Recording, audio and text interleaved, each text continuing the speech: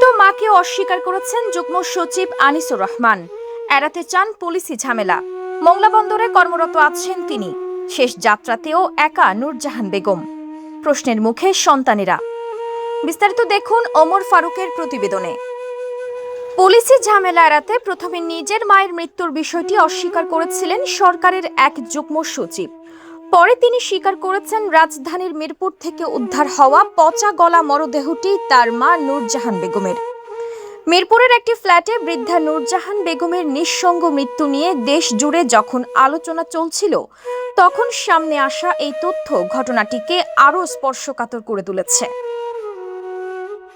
মোংলা বন্দর কর্তৃপক্ষের ভারপ্রাপ্ত চেয়ারম্যান কমোডর মোহাম্মদ শফিকুল ইসলাম সরকার জানিয়েছেন, যুগ্ম সচিব একেএম আনিসুর রহমান প্রথম দিকে পুলিশের ঝামেলা এড়ানোর জন্য বিষয়টি অস্বীকার করেছিলেন। পরে তিনি স্বীকার করেছেন যে মৃত নারী তারই মা।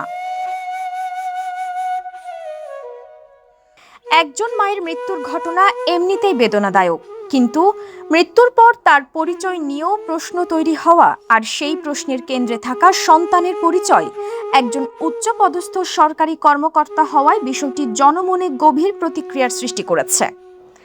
নূরজাহান বেগমের জীবনের শেষ সময় কেমন কেটেছে, তিনি কতটা একা ছিলেন, নিয়মিত খোঁজ খবর পেতেন কিনা, এসব প্রশ্নের উত্তর এখন তদন্তের বিষয়।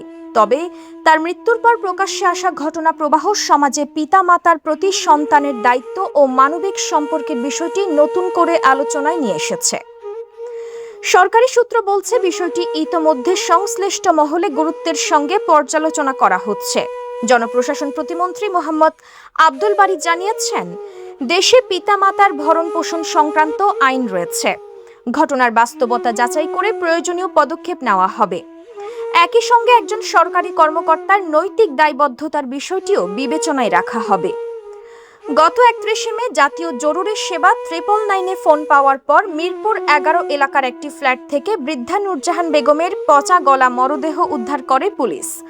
ঘটনাটি প্রকাশ্যে আসার পর থেকেই সামাজিক যোগাযোগ মাধ্যম সহ বিভিন্ন মহলে ব্যাপক আলোচনা শুরু হয়।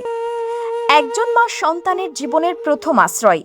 সেই মায়ের মৃত্যুর পর তার পরিচয়, তার শেষ সময়ের নিঃসঙ্গতা এবং তাকে ঘিরে তৈরি হওয়া প্রশ্নগুলো এখন কেবল একটি পরিবারের বিষয় নয়, এটি সমাজের কাছে এক কঠিন আত্মসমালোচনার উপলক্ষ হয়ে উঠেছে।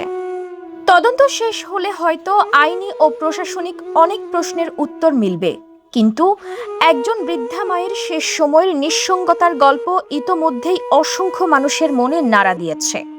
ডেস্ক নিউজ, অগ্রযাত্রা প্রতিদিন।